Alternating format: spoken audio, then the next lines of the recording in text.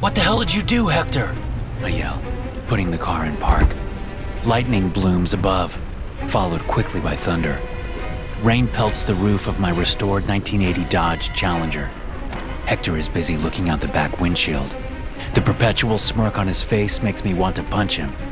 But instead of hitting my brother, I look into the rearview mirror, waiting to see flashing red and blue lights coming up the dirt road behind us.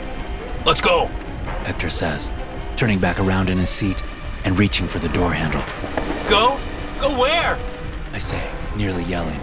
We gotta ditch the car, Hector says, his dark hair stuck to his forehead in wet tangles. You robbed that gas station, didn't you? Relax, little brother, Hector says. Just follow my lead and you'll be fine. Mother Mary, I say to myself. I'm the damn getaway driver. You just messed my whole life up, you know that? You messed my whole life up. Faintly, back through the trees behind us, I glimpse red and blue lights. My stomach turns into a fist. I suddenly have to pee badly. Shit, Hector calls, thrusting his door open and scrambling out of the car with his backpack clutched to his chest. I sit back in the seat and close my eyes. Running will do no good. Might as well wait for the police to get here. Hector pulls my door open and drags me out into the rain by my shirt. The lush green trees thrusting toward the night sky do little to keep us dry. My brother kicks the door closed and shoves me along toward the dark little cabin ahead. I don't put up a fight. It's no use. I've never been able to make my brother do anything he doesn't want to do. Unfortunately, he's always been able to make me do whatever he wants. Sometimes through coercion, and sometimes through force. He's much bigger than me. He shoves me past the cabin, and we start up a hill behind it. I glance back at my car, wondering if I'll ever see it again. Knowing my brother, we'll soon be surrounded by police, and he'll decide to go out in a hail of gunfire. I'll probably be caught in the crossfire. It would be par for the course. I'm completely soaked by the time we get to a flat spot on the hill. I pause to catch my breath, looking around at the woods. There's nothing out here. I don't know if Hector has a plan or not. Neither would surprise me. He drags me along, and we continue up. With a particularly close flash of lightning, I see a rundown cabin at the top of the ridge, some 20 yards above us. I'm guessing that's where we're going. Sure enough, Hector moves ahead of me as we come to the cabin. He tries the front door, but it's locked, so he kicks it in. We move into the dark interior. At least we're out of the rain. Hector pulls a flashlight out of his backpack and begins exploring the place. The flashlight beam picks out old, dust-covered furniture in the modest living room. He grabs an upholstered chair and sticks it against the broken door to keep it shut. As he moves deeper into the cabin, I stick close to him. The persistent sound of rain battering the roof is interspersed with occasional thunder. We move into the narrow kitchen, where we locate some candles. Hector lights them with his lighter and then starts going through the cabinets. No food, he says, as if there was supposed to be food waiting for him. The place gives me the creeps. It has the old person smell of mothballs and leathery skin, mixed with the stale odor of stagnant air and dust. But there's something not right about it. Almost like there's still someone living here. What the hell are we doing here? I ask, leaning against a warped countertop.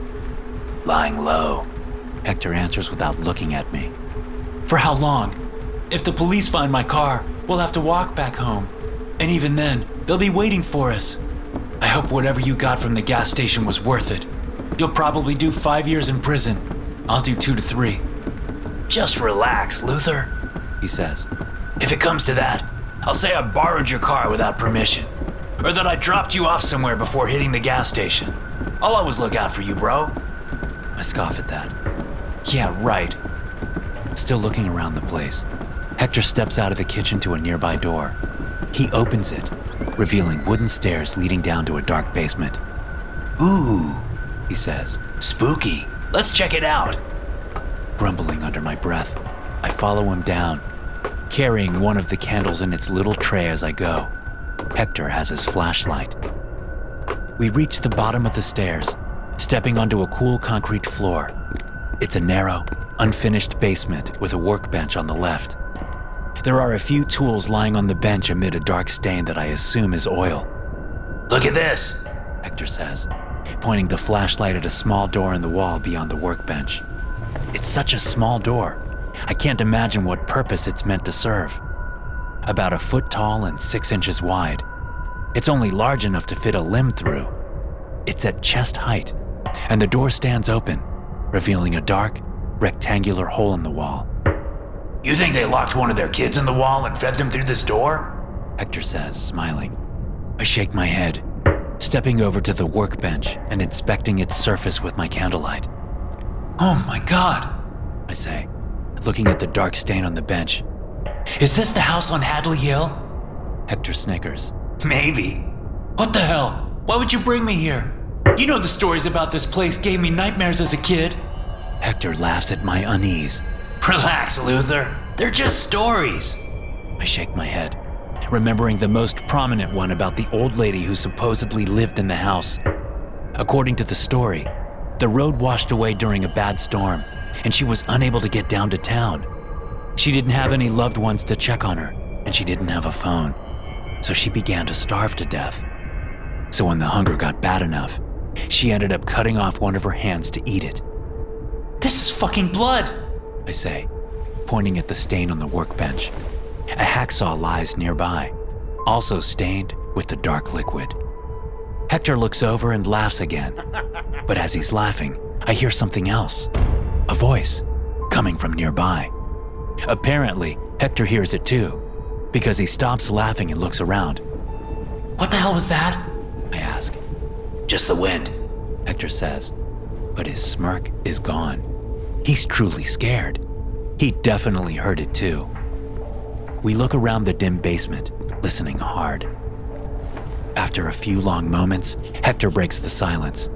Let's go back upstairs, he says, starting toward the staircase. What took you so long? A voice says. It's coming from the little doorway in the wall, and it's an elderly woman's voice, shaky and fragile.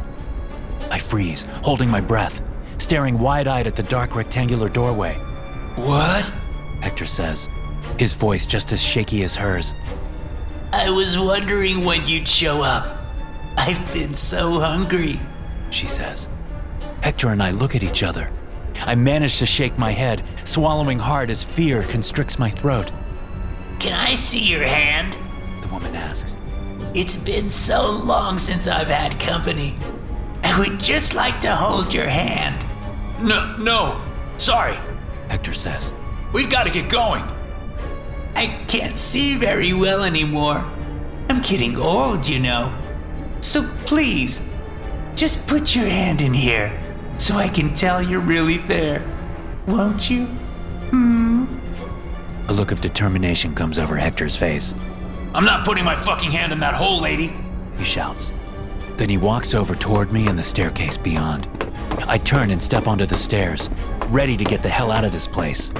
Right about now, being arrested doesn't sound so bad. I make it halfway up the stairs before Hector's voice stops me in my tracks. Luther, help! He says. I turn and look at him. He has one hand on the wooden railing and one foot on the first stair. His eyes are wide, staring up at me. What? I say. I can't move, He says. Don't mess with me, I say. I'm not meant. Hector's voice cuts off and he is yanked back through the air as if pulled by a rope around his chest. He slams back first into the open doorway, dropping his flashlight to the ground. He screams, his heels kicking at the wall. As I run down the stairs, I can hear cracking. And it takes me a moment to realize that the sound is Hector's bones breaking. I drop the candle to the ground and grab his right hand, pulling with all my strength. Nothing happens. I watch in horror as the left side of his ribcage collapses back toward the wall. Then his right does the same, and his body folds up as he's slowly pulled through the hole. I keep tugging on his hand, but it's a losing battle. Suddenly, blood erupts from Hector's mouth and nose as he's pulled back further into the hole. I lose my grip as the blood splatters into my face, and I fall back onto the concrete floor. As I watch in horror, Hector is pulled all the way through the hole amid a sickening chorus of breaking bones and gushing blood. Scrambling up from the floor, I run up to the hole and gaze inside, seeing nothing but blackness. Reaching down, I grab the flashlight he dropped and shine it into the hole. The light disappears as soon as it reaches beyond the threshold. Still, I see nothing. I turn to run, making it to the stairs before the woman's voice comes to my ears again. Put your hand in here so I can hold it, young man. The sound of rushing blood fills my ears as fear turns to nausea in my stomach. I turn back around to face the hole. If I don't put my hand in, will my fate be the same as Hector's? I think so. What if I don't want to put my hand in there, ma'am? I ask. Oh dear. Well, I'm afraid I'll have no choice but to pull you in here with me. What happens if I put my hand in there? I'd just like to see you. I'd like to see your hand, to hold it. Is that so much to ask? I step up to the doorway in the wall, vibrating with terror. After a few deep breaths, I put my left hand up to the hole and stick it in. Oh, there you are, she says. It's been so long, and I see that you've brought me a gift. Isn't that sweet? Gift? I say, just before I'm pulled against the wall and a terrible pain erupts in my wrist. I scream as a ripping sound comes to my ears. I yank my arm out of the hole, but there is no hand there, only a bloody nub at the end of my wrist.